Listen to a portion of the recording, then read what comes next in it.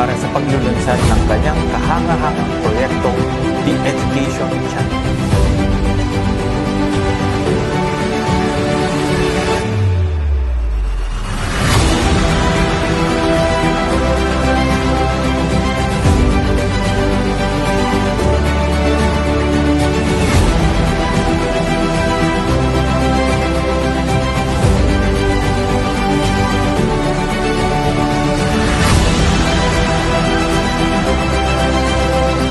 Everyone, good evening to all of you, especially to our viewers here and abroad. Mahabang kasama po naman. Welcome to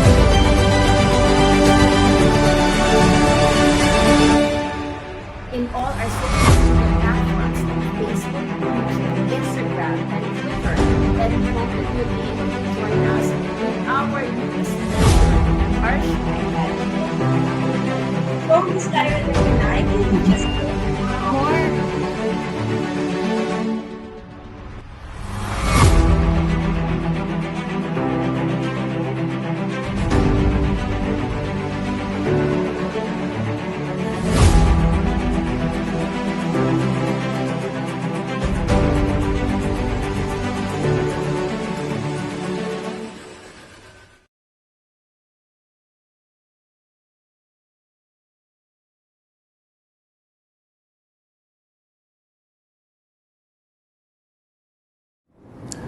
Attorney Amihan April Alcazar, sa lahat ng bumubuo ng The Education Channel at sa ating mga manunood, magandang gabi po sa ating lahat.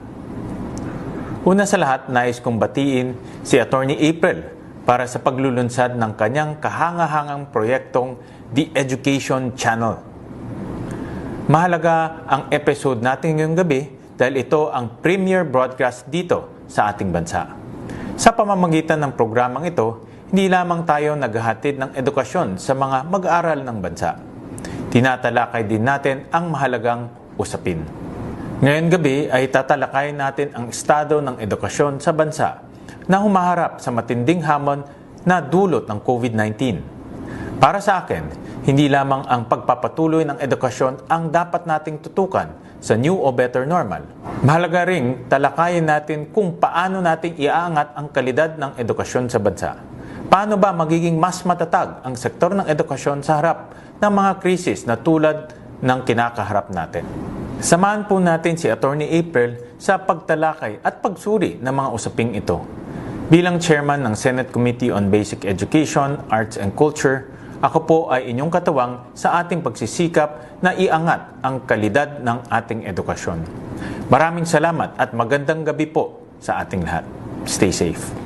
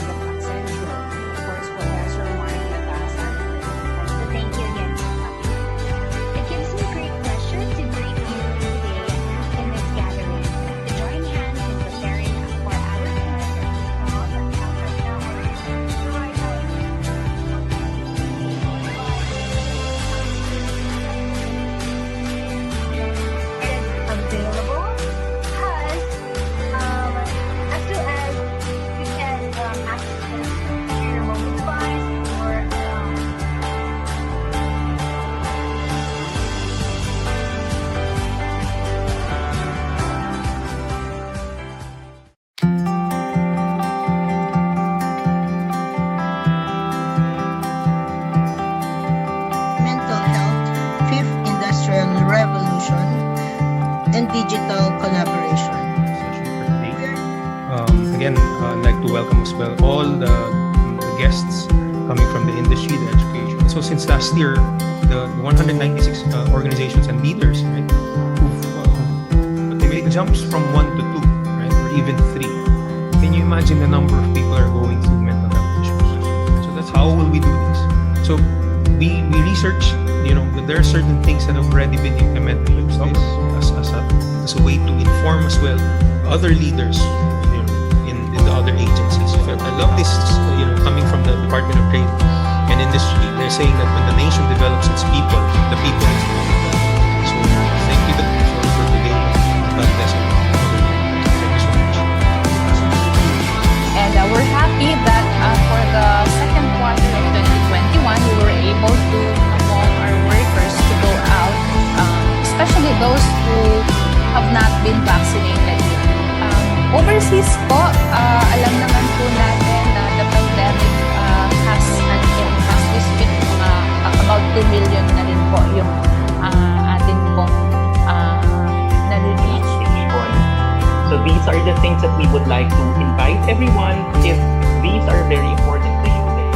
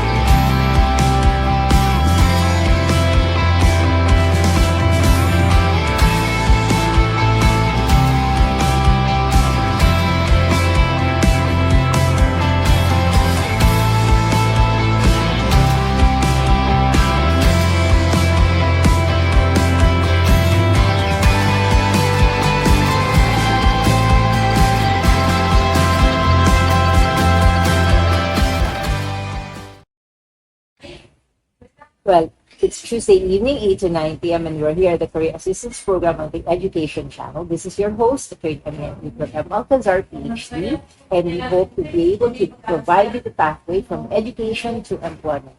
So we will have a featured segment, as always, with the guests, and also with our location shoot for all our virtual internship features for this week.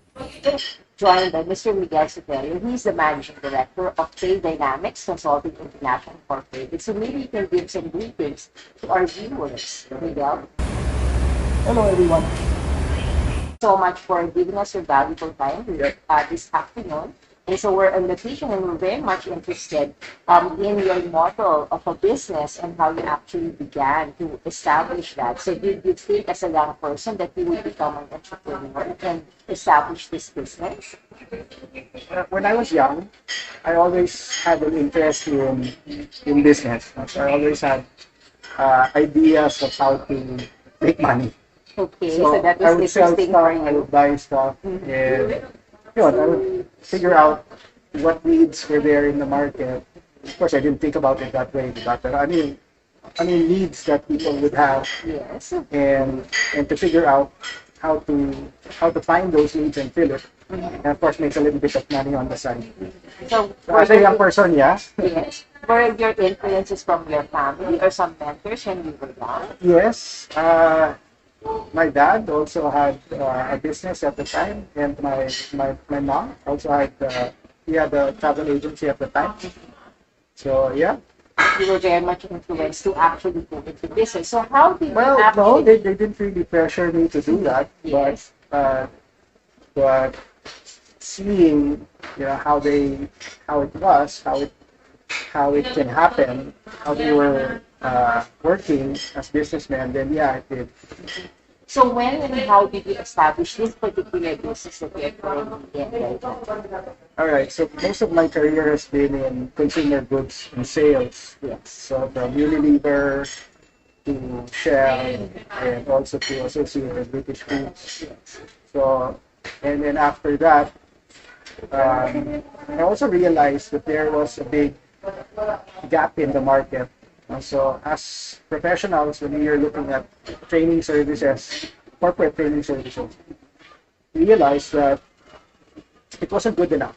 But whatever was in the market wasn't good enough. So we figured out that we needed to provide something that was actually effective, and that was what started it. So there's that gap.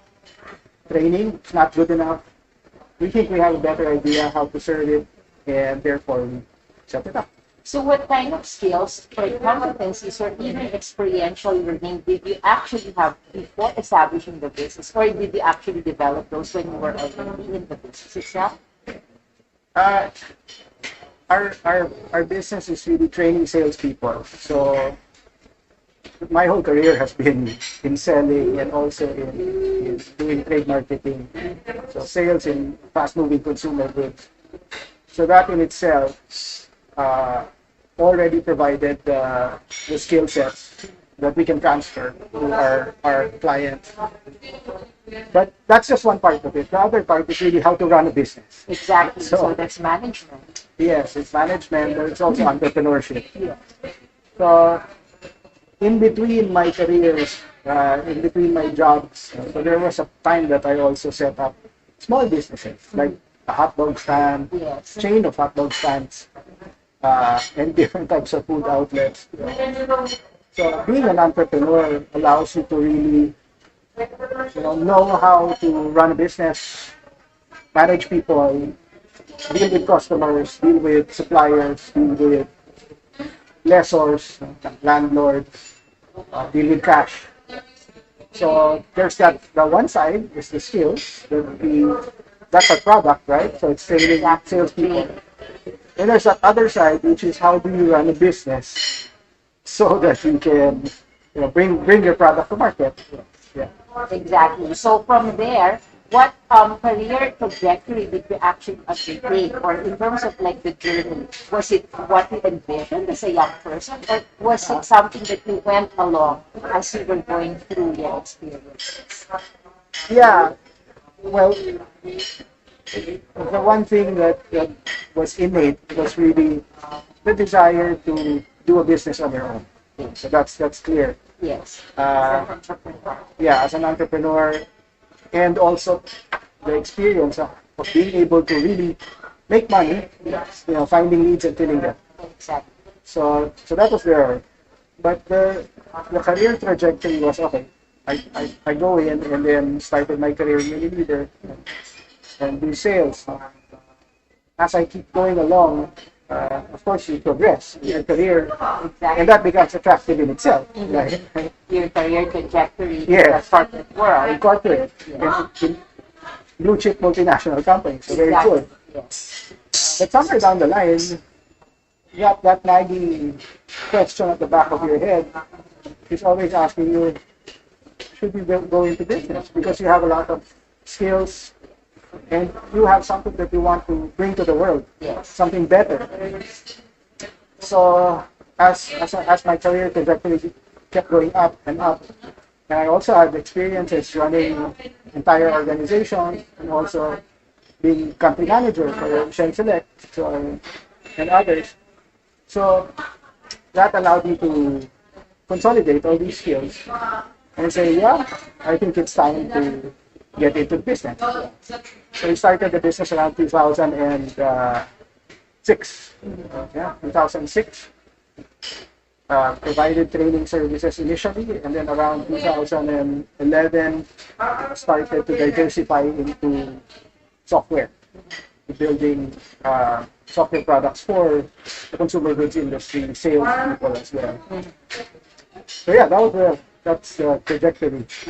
So from all of those journeys that you have actually gone through and experiences, so what kind of advice can you give to a young person who's on the cusp of making a decision about what career track they should be pursuing? What career track should they be pursuing?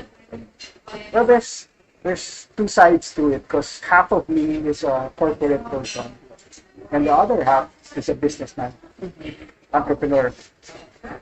Both are equally satisfying.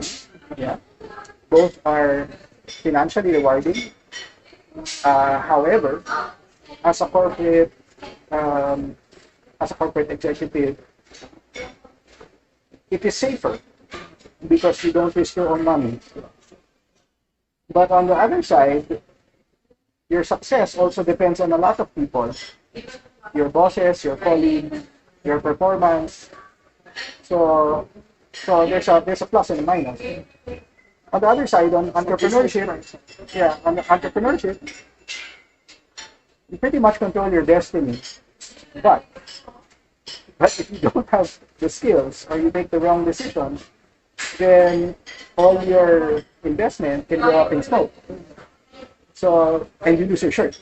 And then your family goes hungry. And then that's the end. So there are pluses and minuses to both sides. Now, what I would like to share with young people is that both are equally attractive and both are equally good opportunities to make a living and to have a meaningful life. Yeah. So you can do both, but either way, whether you choose one or the other, you have to build your competencies. You have to build your skills. You have to build your knowledge. You have to build your expertise in both sides. And you have to keep learning. You have to keep learning. And when you make mistakes, you have to make sure that you know how to fix them tomorrow. Because you'll need them in both. So I think, and that's why also education is an advocacy of mine also. So it's important that people learn well, learn effective skills. And it's also important that people don't stop learning, whether they're in corporate or as an entrepreneur. And that's also why our business is thriving, because companies recognize There is a need. companies recognize that there is a need for continuous learning, and sometimes they cannot provide it well. And sometimes it takes the expertise of a third party to be able to do that because of the perspective that we have. So talking about the expertise of like third parties. So one of the distinctive programs that we're actually advocating now is virtual internship. So both Yes. your expertise in the IT business and also being an entrepreneur and having also gone through like the corporate world. So what are the features of this virtual internship that you think students can actually learn from, specifically for your company? Yeah. So this is a very interesting time for education and also for students and also for companies. So the fact that we can now have something like an internship a practical one and still do it virtually is very good. So it expands the um, whole pool, so to speak, of options of both the company and also the students. So what we can learn is, one of the things that we realize is, okay, why is selling, and specifically industry-specific selling, why do we have to teach it? Yes. And to people who are already in corporate, who are already working, why do we have to start from the basics? Because it's not taught in schools. Yes. And it's that simple. So what is taught in schools? You've got marketing, you've got operations, you've got finance. Very conceptual. Very conceptual and very broad. Yes. So multi-industry, multi-discipline, but Very general. very general. Yeah. So what happens is that when students graduate, they go into the real world with very broad skills and nothing that really gets them going from the get-go. So what we're doing now is really bringing that training, instead of at the start of your career, bring it down before Yes. you get to the job. Yes. So Yes. it's like, okay, we're gonna teach you the basics of selling. We're gonna teach you the basics of selling in a specific industry, which is fast-moving consumer goods. Yes. And it's a big industry. You've got companies like Coca-Cola, Unilever, Procter & Gamble, Nestle, Colgate. So very Everything fast that you moving, see. as you said. Yeah. Everything that we can decide on purchasing every day is part of the fast moving consumer goods. Yeah. Anything that you see in the supermarkets, sari-sari stores, all these products, there are manufacturers to that. And they always need good talent to sell, Yes. right? So what if we bring that talent from the beginning? Yes. At the time that students graduate, that they are already equipped with basic functional skills to be part of that industry and already to be deployed. Yes. Yeah? So part of the program that we're actually advocating, the Career Assistance Program, is really making a pathway from transitioning from education to future employment. So Yes. what is this opportunity that we can definitely offer with this training program? So what happens is that the idea is that we train them not as if they were, 100% corporate people, but incoming corporate, Or entry level. entry level employees. But we train them with skills that they can already use. So another thing that we also want to be able to do is to find out the best of the best. So these guys, or these young students, who have gone through the program, and we will actually recommend them to our clients. So remember, we train FMCG companies. We are pretty much the leading fast-moving consumer goods sales training and trade marketing training provider in the country, and we also train across the Asia Pacific region. So if we see good talent that have really come out of this program, then we will not hesitate to recommend these people, these graduates, to the companies. So what do you think are the most vital skills now that need to be developed in the midst of this new digital workplace environment that we are actually currently experiencing? Yeah, I think there are a lot of skills that are consistently needed, regardless if it's face-to-face or virtual. Yes. And what are those? So the first is really how to understand the industry, right? So a deep understanding of what the industry is, what products are, what brands are, how brands position themselves versus others, and also how do you sell? How do you sell these products to the trade? And even before that is, how does the trade operate? How do supermarkets operate? How do convenience stores operate? How do sari-sari stores Understanding of the operate? industry itself is key. Yes, understanding the consumer, the shopper, understanding the trade.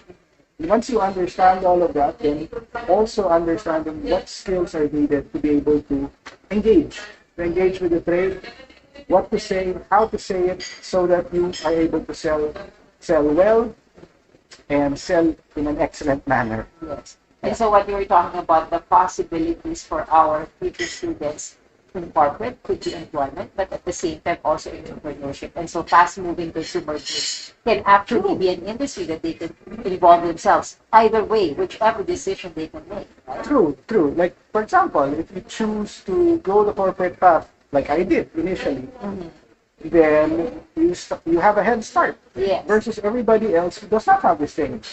Yeah? Definitely. And the training that we're providing the students for these programs are taken from what we train to the companies themselves. Exactly. So we already know what they need. We already train them on what they need when they are in corporate. So we're getting pieces of that and bringing it down at the student and entry level so that they get a head start. Yes. So that's the first. Huh? On the other side. On the other side, if you're looking at entrepreneurship, Yes. then it also makes sense because if you're going to get into business, you have to understand the industry. You have to understand who you're going to sell to. You have to understand the other parties' motivations. You have to understand the other parties, how they make money. Yes. And you have to also sell. Really, if you're going to be in business, at one point or another, you're going to have to sell. Exactly. You're going to have to sell yourself. You're going to have to sell your idea. You're going to have to sell your product, your services. And how do you sell well? Yeah. So the same things that you will learn here, you can actually use when you are going into entrepreneurship. And one interesting thing that we were actually discussing is about the sari-sari store, a ubiquitous feature of the Philippine economic system, definitely. Yes. There's about 1 million sari-sari stores. In the Philippines. And this is like a livelihood of majority of our countrymen. Yes. Yeah, so Small and medium scale enterprises. yeah. So it's important. As you go through this program, you will also understand how these sari-sari stores operate. And that gives you a sneak peek into how people's lives are as micro-entrepreneurs. Yes. And also gives you a sneak peek into what is needed by our countrymen. Yeah. Because we do this in corporate. What we teach also for our clients is we go out and we do field visits. Yes. We do what do you call it? Insighting, trade insighting. We talk to all of these sari stores. We interview them. We know what their lives. We know what motivates them. We know also how they make money, and we also know the gaps in what they do. So there are opportunities that are there that are clear. So but anyway, going back. So yes, it is very revealing when you start to learn the ways of the trade. Like 1 million sari-sari stores, similar profiles, and there's a lot that you can learn from that. And then also the differences between retail and wholesale, and then supermarkets, convenience stores. Yeah. So many things that you can learn. So very exciting to be in the fast-moving Yeah. consumer goods Very industry exciting. and a lot of things to learn. So maybe you can give like your few words and last words to our students to encourage them to undertake a virtual internship, which is like the call of the times, and at the same time to consider the fast-moving consumer goods industry as a potential employment opportunity for them, whether in corporate or in as an entrepreneur. Yeah, okay. So for the students, where do I look? Yes. I hope that you guys consider taking this certification course because it's really going to give you a head start if you want to get into the career of FMCG and sales. So good luck everybody and see you soon. So we hope that you enjoyed our featured segment for this week on our virtual internship with our guest, Mr. Miguel Superior, and Trade Dynamics Consulting International Incorporated as your partner for the education channel. So we look forward to seeing you again next week, Tuesdays from 8 to 9 here at Career Assistance Program. You can like, follow, and subscribe to all our social media platforms here at the education channel. So till next time, this is your host, Attorney Arian April M. Alcazar. See you next time and stay safe, everyone.